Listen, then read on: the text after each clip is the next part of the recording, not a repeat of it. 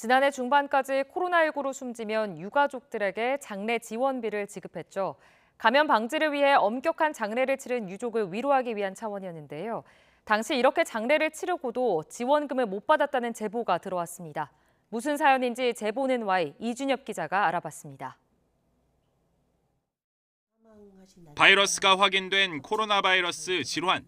지난해 3월 숨진 이모 씨 어머니의 사망 진단서에 명시된 사인입니다. 전북 부안에 있는 노인 요양병원에 입원해 있던 이 씨 어머니는 같은 달 10일 코로나19에 확진돼 일주일 격리를 마쳤습니다. 하지만 격리 해제 이후 산소 포화도는 더 떨어졌고 사흘 뒤 숨졌습니다. 어머님이 산소 포화도가 떨어진다. 임종이 가까우신 것 같으니까 내려오셔야 될 것 같다. 이렇게 연락을 받았었어요.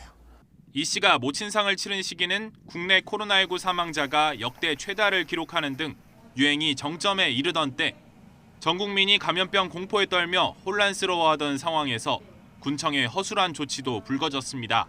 격리 기간에 숨진 게 아니라면 장례를 치를 때 코로나19 감염 방지 조치를 할 필요가 없는데도 세부적인 지침이 없다는 이유로 일단 시신 화장부터 하게 한 겁니다. 유족은 염에도 참여하지 못한 채 어머니 시신이 들어간 감염 방지 가방을 먼 발치에서 바라만 봐야 했습니다. 요양원에 계셨던 병원복 그대로 그 투명 비닐팩 같은 거 안에 그냥 입관이 되시고 저희가 준비한 여러 가지 수의나 이런 것들은 그냥 위에다가 얹어 놓으셨더라고요.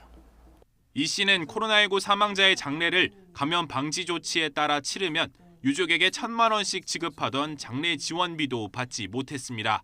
이 씨의 어머니는 격리가 해제된 상태에서 숨져서 지원 대상에 들어가지 못한 겁니다. 원래 매장을 해야 되는데 화장을 하셔야 되고 또 이게 황당한 그런 위로금을 주자는 그런 취지의 목적이기 때문에 사실 격리 해제 후라고 하면 이분이 전파력이 없다라고 저희는 판단을 하는 거라는 게 결국 질병청도 코로나19 바이러스 전파력이 없다고 판단한 이 씨의 어머니 시신을 화장하는 등 방역 조치를 엄격히 지키도록 해놓고 지원금은 주지 않은 셈입니다.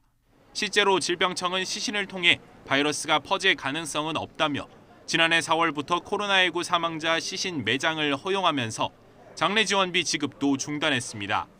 그런데 이전까지 들어온 지원비 관련 이의 신청 8,000건의 최종 결론은 1년 가까이 나오지 않았고 이 씨 어머니 같은 경우가 얼마나 되는지 파악된 것도 없습니다.